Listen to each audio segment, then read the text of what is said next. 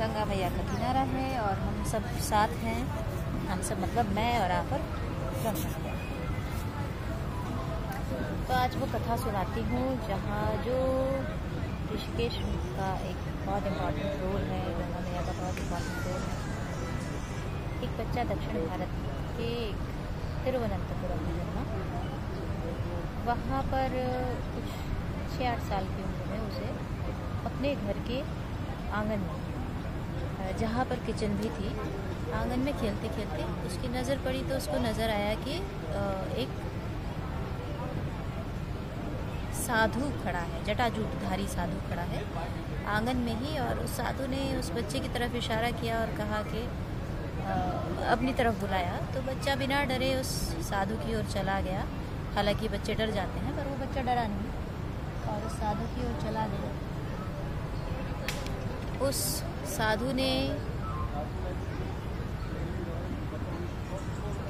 कितना सुंदर दृश्य है, माँ गंगा में सूर्यदेव समाते हैं। तो साधु ने उस बच्चे के सर पर हाथ रखा और पूछा कि कुछ याद आया। तो बच्चे ने मना कर दिया कि नहीं, कुछ याद नहीं आया। तो साधु बाबा ने कहा कि समय पर सब याद आ जाएगा। तो बच्चे को उसको कुछ समझ नहीं आया कि वो क्या कहना चाहते हैं या मुझे क्या रिस्पॉन्ड करना है या कुछ भी। तो बच्चा बस वहाँ से भाग गया अपने आंगन से और माँ की तरफ चला गया जो किचन में खाना बना रही थी। माँ के पास गया तो उसने ये बात बतानी चाहिए कि हमारे ये आंगन में साधु है। अच्छा, उसने इतने में पीछे मुड़कर देखा तो उसे कोई साधु नज़र नहीं आया, कुछ नज़र नहीं आया, उसके आंगन में कोई भी नहीं था। तो वो बच्चा जब माँ के पास गया ये बताने के लिए कि हमारे आंगन में कोई साधु था और उसने ऐसे ऐसे मेरे से बात की है। अच्छा, बच्चा जो ये है कि है तो वो तिरुवनंतपुरम में, पर क्योंकि एक मुस्लिम परिवार में जन्मा है तो और उनके जो एंसेस्टर्स हैं वो इधर ही नॉर्थ इंडिया से ही गए हुए हैं, तो हिंदी अच्छी खासी बोल लेते हैं। तो घर में हिंदी बोली जाती है तो बच्चा समझता है कि साधु ने क्या कहा। वो माँ के पास जाता है लेकिन ये बात बोल ही नहीं पाता कि उसे कोई साधु मिला, उस साधु ने कुछ कहा या कोई और बात। ये जो आपको बैकग्राउंड म्यूज़िक सुनाई दे रहा है ये यहीं पर चल रहा है। ये देखिए, एक महिला है जो कि विदेशी महिला है जो कि बजा रही है यहीं बैठकर। और समस्या ये है कि दोनों चीज़ें कैसे दिखाऊं आप लोगों को। तो वो बच्चा बता ही नहीं पाया अपनी माँ को कि भाई हमारे आंगन में कोई है या उसने मुझे कुछ कहा या। लेकिन उस दिन के बाद उस बच्चे का जीवन बदल गया। वो उसको अपने आप में ऐसे ऐसे चेंजेस नज़र आए जो कि उस वक्त तो उस बच्चे ने नहीं पकड़े, लेकिन बाद में जब वो बच्चा बड़ा हो गया तब उसको ये रियलाइज़ हुआ कि वो तब बहुत छोटा सा 6-8 साल का था। तब से वो ध्यान करने लग गया था। अब बैठकर ध्यान करना मुस्लिम परिवार में बड़ा मुश्किल था, तो उस बच्चे ने क्या किया कि वो लेट कर ध्यान करता था। एक पैर के ऊपर दूसरा पैर रखा और ध्यान शुरू, लेटे लेटे वो ध्यान करता था। और कोई ना पकड़े इसके लिए वो रात को जब सब सो जाते थे तब ध्यान करता था। अब ये बच्चा धीरे धीरे बड़ा होता गया, उसको गायत्री मंत्र मिलता गया कहीं कहीं से। उसको पढ़कर लगता था कि ये मंत्र तो मेरा जाना पहचाना है।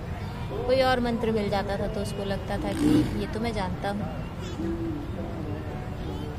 तो ऐसे करते करते वो बच्चा बड़ा होता गया, फ़िलासफ़ी पढ़ता गया, कुछ और एक्सपीरियंसेस करता गया। धीरे धीरे 18-19 साल की उम्र में उस बच्चे को लगा कि वो एक जैसे गोल्डन केज में किसी ने उस बच्चे को पकड़ लिया हो और वो बस वहाँ से निकलना चाहता।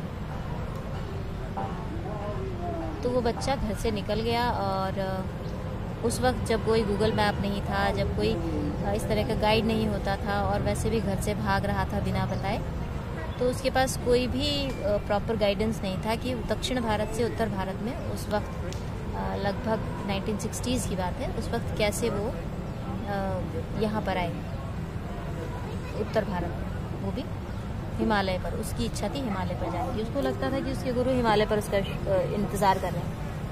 तो वो बच्चा खोजता खोजता आता है, हरिद्वार आता है, ऋषिकेश आता है। बहुत से साधु जन मिलते हैं, बहुत से पंडित मिलते हैं जो कि कहते हैं आप गलत आ गए हैं, आपका फ़ायदा उठाया जाएगा। यहाँ पर कोई गुरु नहीं है, यहाँ पर कोई ऐसा इंसान नहीं है जो आपको गाइड करे। कोई स्पिरिचुअल जर्नी यहाँ से शुरू नहीं होती है, कुछ नहीं होता। आप घर लौट जाइए, आप फंस जाएंगे यहाँ पर।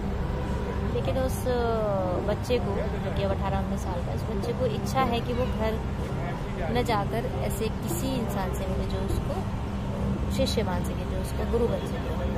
बच्चा जाता है और चलता जाता है ऋषिकेश से और ऊपर बद्री विशाल चला जाता है बद्रीनाथ बाबा के दर्शन को।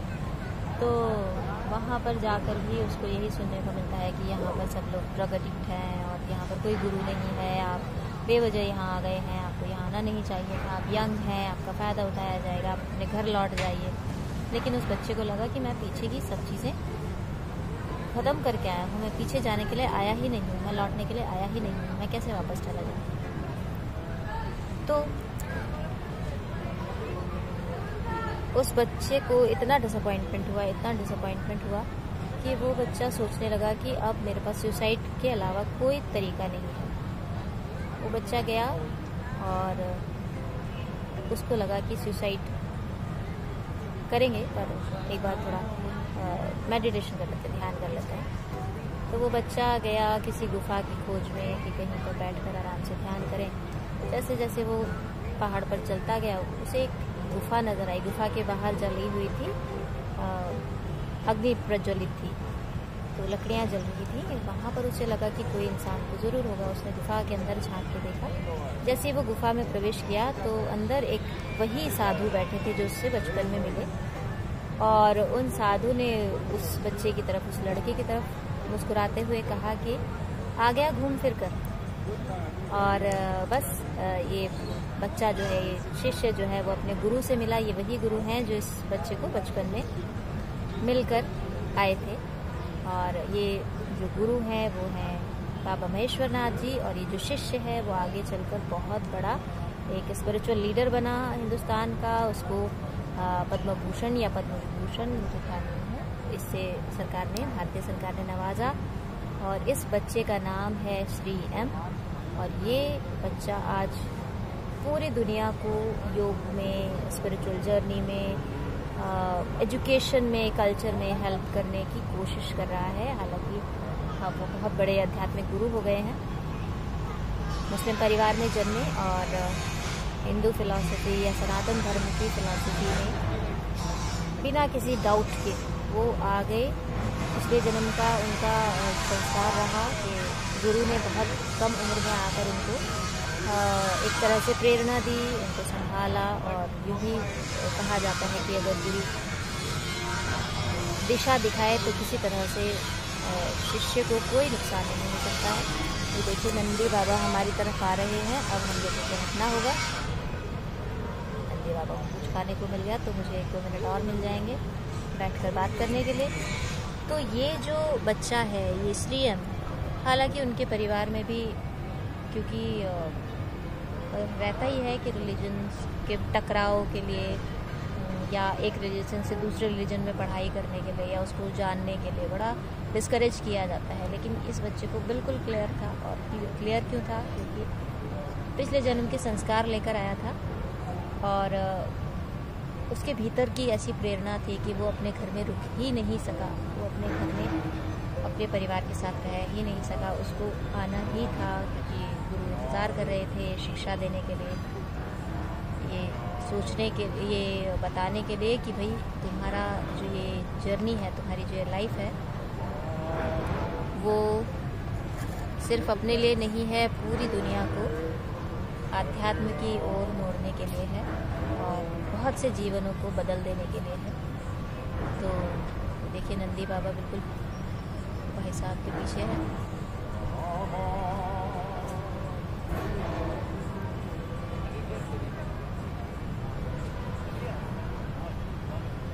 ऐसा लग रहा था जैसे नंदी बाबा मारेंगे, पर नंदी बाबा तो आराम से शांति से खड़े हैं।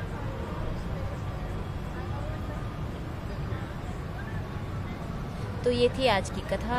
और श्री एम की कहानियाँ, ये तो मैंने बहुत यूँ समझिए 2-3 लाइनों में उनकी बहुत बड़ी कथा को समेटा है। उनके बहुत सारे एक्सपीरियंसेस, उनकी बहुत सारी बातें, उनके बहुत सारे उनके साथ जो चमत्कार हुए वो सब अभी बहुत बाकी है। तो अगर मुझे किसी दिन प्रेरणा हुई तो आगे की कहानी ज़रूर सुनाऊंगी, उनके लाइफ में जो कुछ हुआ वो सब कुछ ज़रूर बताऊंगी। तब तक के लिए मैया को प्रणाम करें, शाम हो रही है।